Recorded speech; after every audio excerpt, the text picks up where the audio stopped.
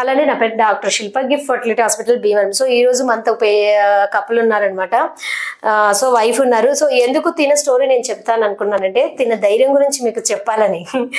ఎందుకు అంటే తిను యాక్చువల్గా ఆల్రెడీ 2-3 IVFs ఇప్పటికి అయిపోయినట్లు కదండి. ఇది 4th IVF కింద లెక్క.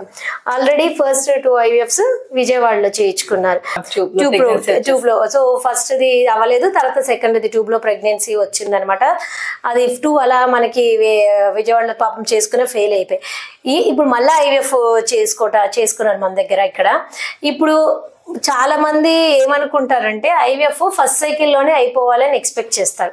ఇన్ కేస్ ఫస్ట్ సైకిల్ అవ్వలేదు అనుకోండి, అయ్యో IVF ఫెయిల్ అయిపోయింది ఇంకా నా జీవితం ఇంతే అని చెప్పి ఆగిపోయిన వాళ్ళు చాలా మంది ప్రయాణం. కానీ తినని మీకు ఎందుకు చూపిస్తున్నానంటే సో తిన జర్నీ యాక్చువల్గా వీళ్ళేం డబ్బులు ఉన్న వాళ్ళు కాదు నాకు తెలిసి, అవునా కదా. సో తిను చిన్న స్కూల్లో టీచర్ గా చేస్తున్నారు. అయినా కూడా పిల్లల్ని కనాలి అన్న ఏదైతే ఉంటుందో ఆ తపన కోసము పాపం టీచర్ గా చిన్న చిన్న జాబ్స్ చేసుకుంటూ డబ్బులు సంపాదించుకుని మళ్ళీ IVF చేయించుకోవటానికి మన దగ్గరికి వచ్చి ట్రీట్మెంట్ తీసుకున్నారు. సో ఈ స్టోరీ ఏంటంటే ఒకసారి ఫెయిల్ అయితే, ఎప్పుడు నేను ఫెయిల్యూర్ అంటానంటే మీరు ప్రయత్నించడం ఆపినప్పుడే ఫెయిల్యూర్. నిజంగా తినే కనుక అప్పుడు ఫస్ట్ ఫెయిల్యూర్కి ఆగిపోయింది అనుకోండి, తర్వాత ఈ రోజు ఇంత సంతోషాన్ని వాళ్ళు చూసేవాళ్ళు కాదు.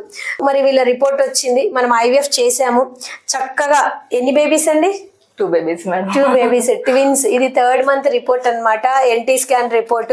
చక్కగా 2 babies వీళ్ళకి తిను ప్రెగ్నెంట్. ఒకరిని కాదు, దేవుడు వెయిట్ చేసినందుకు 2 babiesని ఇచ్చాడు.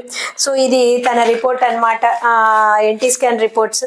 సో చక్కగా సో ఇది ఒక బేబీ, ఇది ఒక బేబీ, 2 babies ఉన్నాయి. మంచిగా హార్ట్ బీట్ అంతా కూడా బాగా వచ్చింది. ఇదిగోండి హార్ట్ బీట్ కనిపిస్తుంది. సో ఇదంతా కూడా ఇవాళ ఏంటి బేబీ ఎటువంటి లోపాలు లేదు, అన్ని బాగున్నాయి అని చెప్పి మరి ఈ రిపోర్ట్లో ఇచ్చారు. ఎటువంటి లోపాలు లేవు, 2 babies ఆర్ అబ్సల్యూట్లీ ఫైన్ అని. సో ఇదంతా మీకు ఎందుకు చెప్తున్నాను ఈ స్టోరీ అంతా అంటే, ఒక IVFకే ఫెయిల్ అయిపోతే భయపడిపోయి ఆగిపోయిన వాళ్ళ ప్రయాణము ఆపద్దండి అని చెప్పటానికి.